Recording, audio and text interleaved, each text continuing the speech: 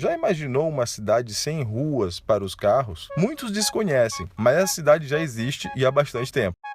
São as Ilhas de Veneza, por onde nunca passaram carros. Na verdade, eles chegam, mas não passam. Ainda que hoje a área legal de Veneza seja constituída de outras ilhas e das áreas do continente, existem várias curiosidades sobre a sua urbanização que poucas pessoas conhecem. A Ilha de Veneza surgiu ainda no século V, quando os habitantes da região de Vêneto fugiam da invasão dos bárbaros. A ocupação urbana foi realizada em células, nas ilhas já existentes nas áreas de mangue. Como exemplo nessa imagem, a gente consegue ver Veneza hoje, aqui. E desse outro lado, ilhas de mangue que seriam mais ou menos como era Veneza antes de ser ocupada. Isso significa que a cidade de Veneza foi consolidada com edifícios orientados para os canais. As gôndolas, que hoje são grandes atrações turísticas, eram nada menos que o único meio de locomoção da época.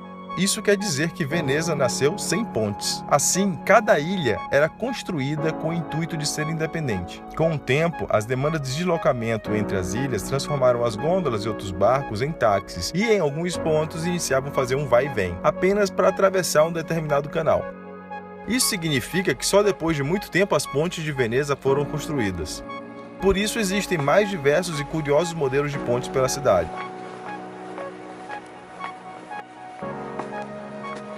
As pontes, na verdade, começaram a costurar o tecido urbano que, na verdade, já existia. Então as ruas não se encontravam e as pontes começam a ter essas formas, no mínimo, curiosas.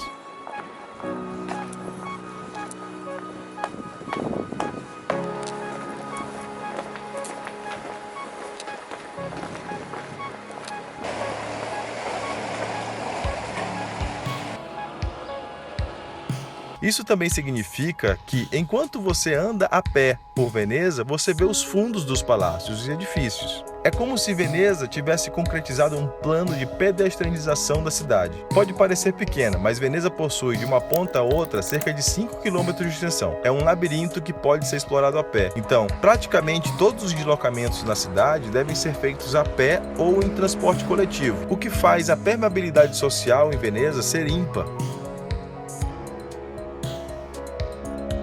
Antes, a Piazza San Marco era o centro de Veneza, mas após a construção de acessos por trens à ilha pela Ponte della Libertà, um novo centro surgiu, que seria a Piazza di Roma. Diariamente, cerca de 40.000 pessoas entram em Veneza por ali. A partir daquele ponto, para se mover em Veneza somente a pés ou então em vaporetos, que são barcos gigantes que ajudam a fazer o deslocamento entre as ilhas. As estações são todas sinalizadas e adaptadas para qualquer que seja o nível da água. Em alta estação, são cerca de 220.000 viagens realizadas em vaporeto.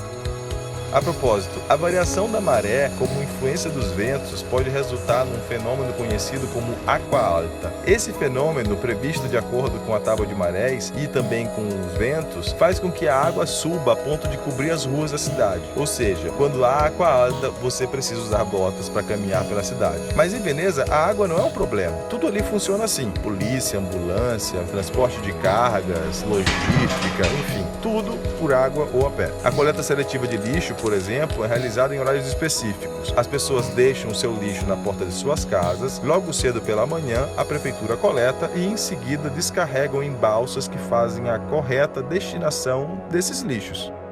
Enfim, Veneza.